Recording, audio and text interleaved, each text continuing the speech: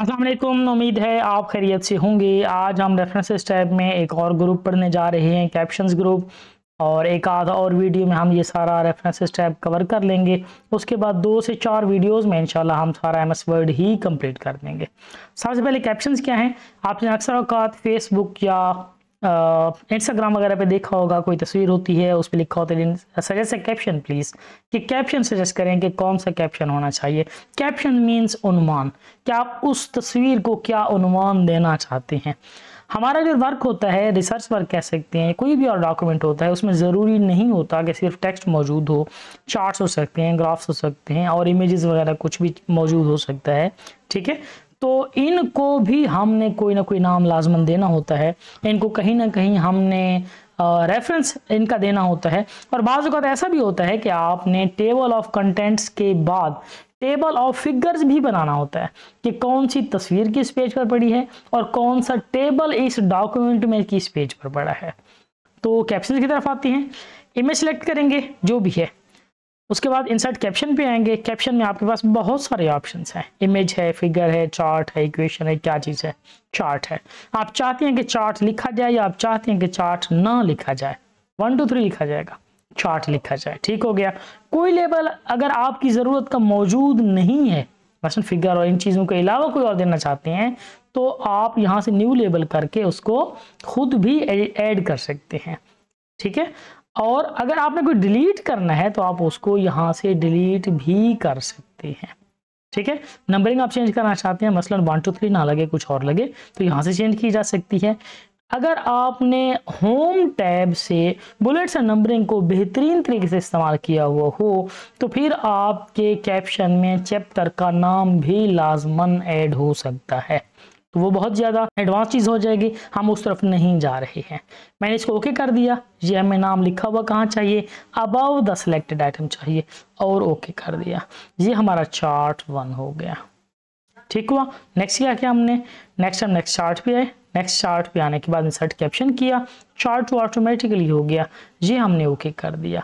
हमने जस्ट इसको 2 क्लिक्स में काम करना है, इंसर्ट पे क्लिक करना है और ओके कर देना है। नेमिंग खुद ब खुद चलती चली जाएगी।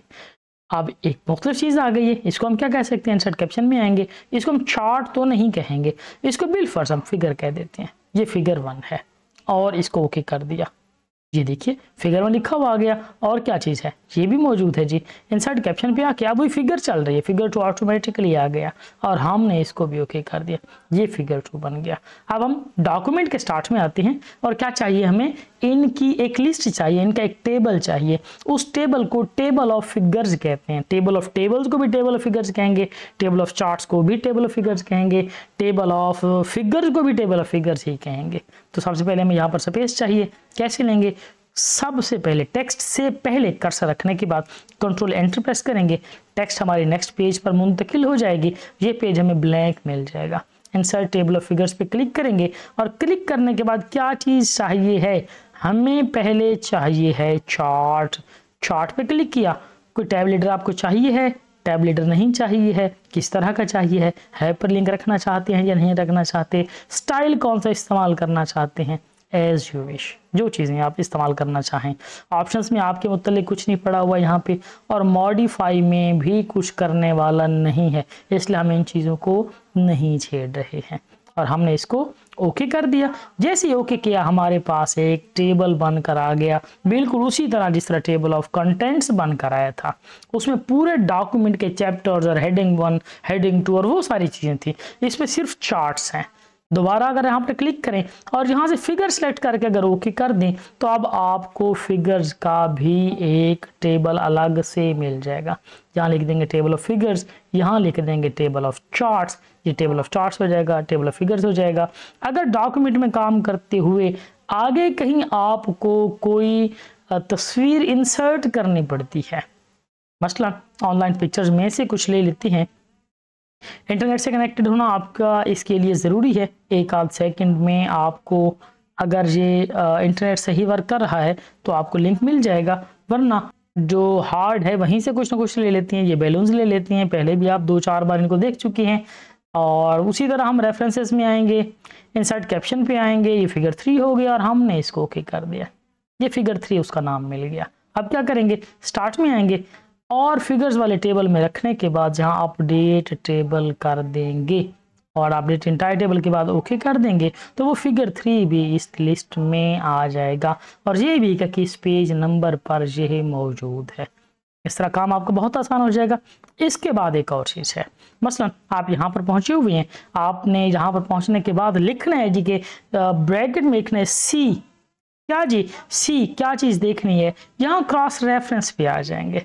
क्रॉस रेफरेंस पे आने के बाद क्या चीज़, चार्ट है जी, चार्ट है। सी चार्ट कौन सा, 1 इंसर्ट करके इसको आप ब्रैकेट बंद कर देंगे और ये क्लोज कर दिया, सी चार्ट 1। अक्सर अगर आपने हवाला देना होता है कि ये जो मैं बात कर रहा हूँ ये मैं बात कहाँ से कर रहा हूँ, सी चार्ट 1। ये देखिए अगर आप कंट्रोल प्रेस करके इस पर क्लिक करेंगे तो ये MS वर्ड या आपको जो प्रोग्राम जिसमें डॉक्यूमेंट ओपन हुआ है वो डॉक्यूमेंट आपको चार्ट 1 पर ले जाएगा। ठीक है, इस तरह आप कहीं भी आगे चल रहे हैं, आप यहाँ आ गए हैं, यहाँ आने के बाद आपने लिखा है जी के सी, क्या चीज़ जी, आगे क्रॉस रेफरेंस में आए। क्रॉस रेफरेंस में आने के बाद आप चार्ट की बात हम नहीं कर रहे, हम फिगर की बात कर रहे हैं। सी फिगर 3 और इंसर्ट कर दें, ये इंसर्ट हो गया जी और इसको क्लोज कर दें। और ये देखिए अगर इस पर अब कर्सर आएगा तो यहाँ भी ऊपर लिखा हुआ है control plus click to follow the link, ये लिंक उस तस्वीर तक आपको लेकर जाएगा। ठीक है, तो ये थीसिस और रिसर्च वर्क में बहुत ज़्यादा इंपॉर्टेंट चीज़ें होती हैं। कैप्शंस का और क्रॉस रेफरेंस का इस्तेमाल भी हमने आज समझ लिया है। ये क्रॉस रेफरेंस इंसर्ट में भी पड़ा हुआ है, ये देखिए उस वक्त मैंने आपको नहीं समझाया था कि रेफरेंसेस में आएगा तो हम वहीं पर ही इसको समझेंगे। उम्मीद है कैप्शंस आपको समझ आ गए होंगे, समझ नहीं भी आए हैं तो चैनल ज़रूर सब्सक्राइब कर दें क्योंकि बहुत सारी बातें हैं जो आइंदा आपको समझ आने वाली हैं और आपके फ़ायदे की हैं। बहुत शुक्रिया आपका, बेस्ट ऑफ लक।